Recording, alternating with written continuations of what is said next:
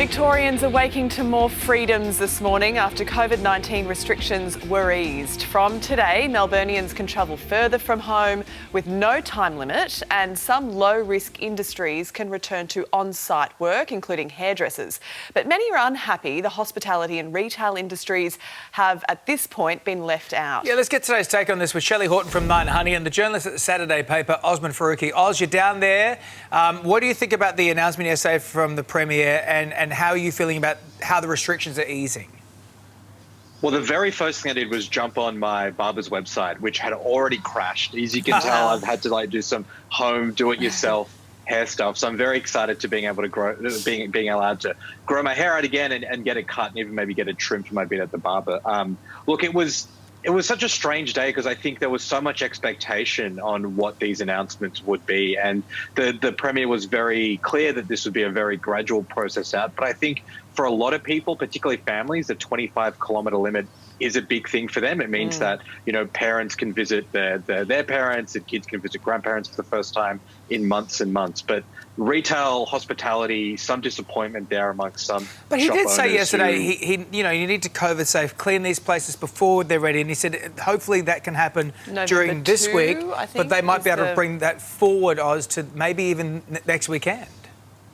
Yeah, no, totally. I think it would be kind of strange if the government said, hey, you can go get a beer tomorrow, because that's not enough time for businesses to, buy stock or get their plans in place. I think it makes sense at this stage to do this kind of staged approach, though it is interesting. I was just pointing out that some from the sector are kind of still feeling like it's not happening fast enough. But I think we've got a timeline. November 2nd, that seems to be the latest. We'll have it open again, as you said.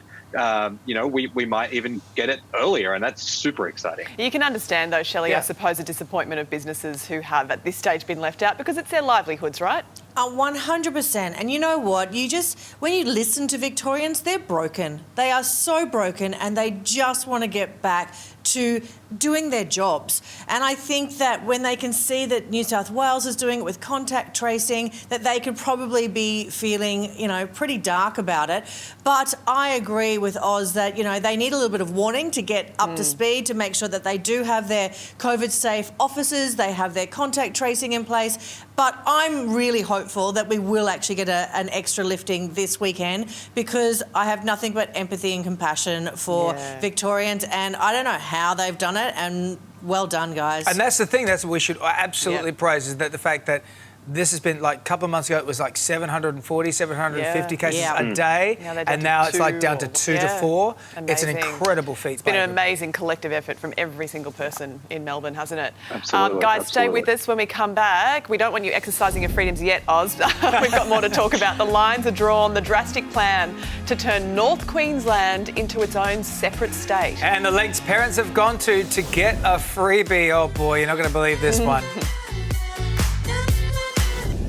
Well, first, Western Australia wanted out of the Federation. Now it looks like another state wants to redraw the map of Australia. Far North Queensland wants to break away to form its very own state.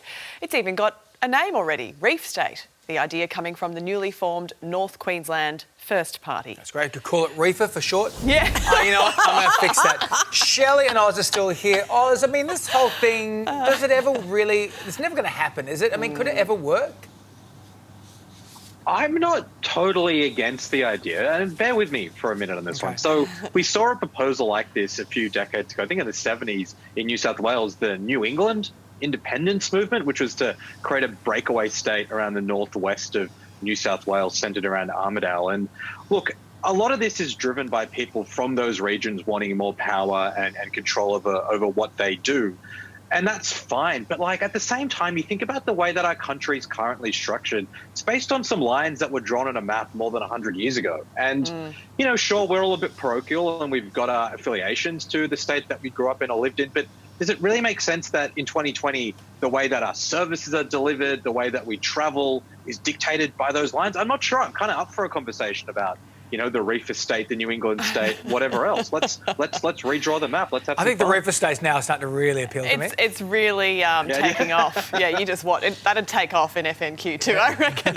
Hey, as a Queensland girl, Shelley, what are your thoughts on this? Look, I grew up in regional Queensland and I know that a lot of people just get really disheartened because the politicians only think about the capital city and the regional and rural areas get ignored.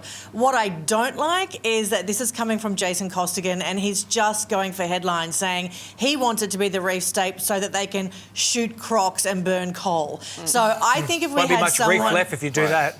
Well, I think that okay, this take is back what I said. I'm less into it. Yeah. If we had someone more sensible actually putting this forward, I think it could make a lot of sense. It could also finally have that big argument about daylight savings completely disappear because North Queensland can just stay without daylight savings and Brisbane and Southeast Queensland can get it. So I can see that there are benefits for it, but let's not forget that Queensland brings up politicians like Pauline Hanson and Clive Palmer and this guy as well. So maybe a sensible conversation and it could be worthwhile. All right, now, speaking of sensible, this ain't it. A couple in Europe have named their baby daughter, and I'm hoping I'm getting this right. Actually, I don't care. TWIFIA, in order to get free internet for the next 18 months. Shelley, apparently the company's name is TWIFIA. Yeah. That for the next 18 years. Sorry, I have to be... 18 years. I read that wrong. So for the next 18 years, if Wi-Fi is still a thing, they get free Wi-Fi.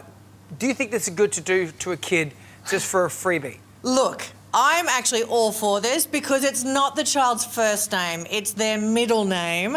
And it's a huge publicity stunt for this company. They've gotten a lot of free publicity. They should pay for the Wi-Fi for at least 18 years.